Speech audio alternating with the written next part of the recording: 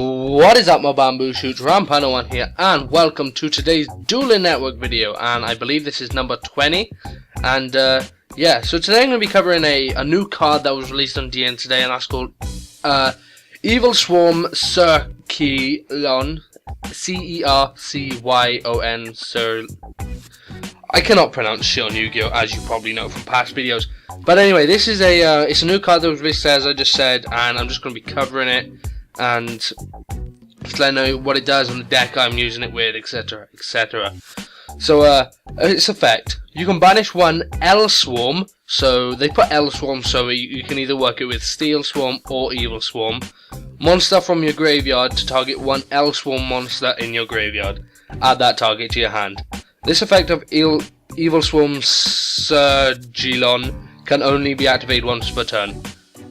Once during your main phase 1 of the turn you use this effect, you can normal summon one Evilswarm monster in addition to your normal summoner set. You can only gain this effect once per turn.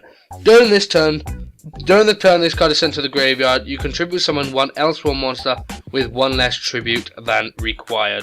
So it's a pretty good card all round, and the deck I'm not using it with Evilswarms, I'm using it with Steelswarms, just because my Steelswarm deck sort of revolves around tributing and getting cards out to tribute to get your tribute your monsters to get their effects and stuff and whatnot. So I use the Evilswarm to get the Steelswarms on the field, and then I sacrifice the Steelswarms for my Steelswarm monsters. This also would work really well in the Evilswarm deck. So first off, I have three Steelswarm Callers. Just pretty good card for when they're tributed. You can special summon one level monster from your deck. Then we got Steelswarm Gatekeeper. It's one of the big monsters of this deck that you need to tribute Steelswarms to get its effects. Then we got Steelswarm Cells and Steelswarm Scouts. These are really good cards just to get cards on the field. I mean, if you've got no spell and traps on the field, you can special summon Steelswarm Scout straight from the graveyard at the beginning of your main phase. And you usually don't have spells and traps on the field come your main phase, because there's a few traps that you can activate beforehand during your standby phase, and then you can just go into your main phase and special summon Steelswarm Scout. It's a great card because it doesn't actually special summon in the standby phase like a lot of other cards, so that's one of the main reasons that I really like it. Then we got two Steelswarm Gatekeepers, just another card for special summoning more monsters. It's pretty good. Steelswarm Gnome. This only works with Steelswarm Gatekeeper because it can be treated as two tributes for a Steelswarm monster. Then we have Steelswarm Girastag. It's an 8-star monster, but you can summon it with one tribute as long as it's a Steelswarm monster. And when it's tribute summoned using a Steelswarm monster, you can target one monster your opponent controls, destroy it, and gain 1,000 life points. So that's a really good card right there.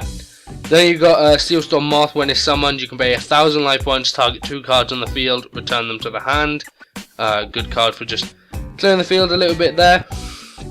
And then we got Steelswarm Sting, which is just a pretty nice beat stick at 1850. And when it's destroyed, if your opponent has a Ritual, Fusion, and or Synchron monster on the field, you can destroy one of them. So that's pretty good.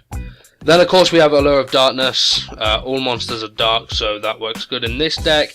Dark Hole, again, just your basic card. Fueless Burial to get the Scout in the grave. Heavy Storm, Monster Reborn, part of Avarice. All standard cards. Then we have 2 Footsteps Towards Infection. I normally set this card as well on the field, so come the standby phase I'll activate it, and what it does, it returns a Steelswarm monster that has been tributed back to the hand, and you get to draw 1 card with that, and then you summon Scout back out, summon the tribute to summon monster again, get its effect again, and you've got an extra card in your hand. Then we got Infested Pandemic Infection. This turn, all face up Evilswarm monsters you currently control are unaffected by spell and traps. Again, this is a really good card because it's a quick play, so it's spell speed 3, I believe. So if your opponent uses something else at spell speed 3. I think you can counter with that, not 100% on that. But yeah, Recurrent Nightmare. Select 2 dark monsters with their defense in your graveyard and return them to your hand. Most of these monsters are rocking 0 defense, give or take. I think 2 which don't. So that's just one of them for support.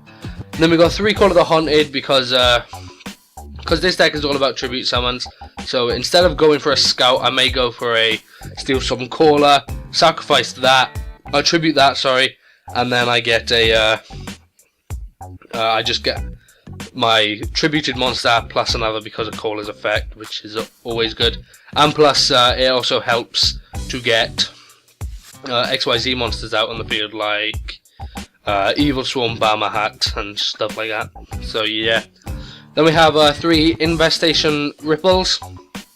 This is another card I use during the standby phase. You pay 500 life points, target 1 level 4 lower Steelswarm monster in your graveyard, special summon it, and then you can again go into the Scouts. So those 3 are really good as well. And then we have 2 Infestation Tools.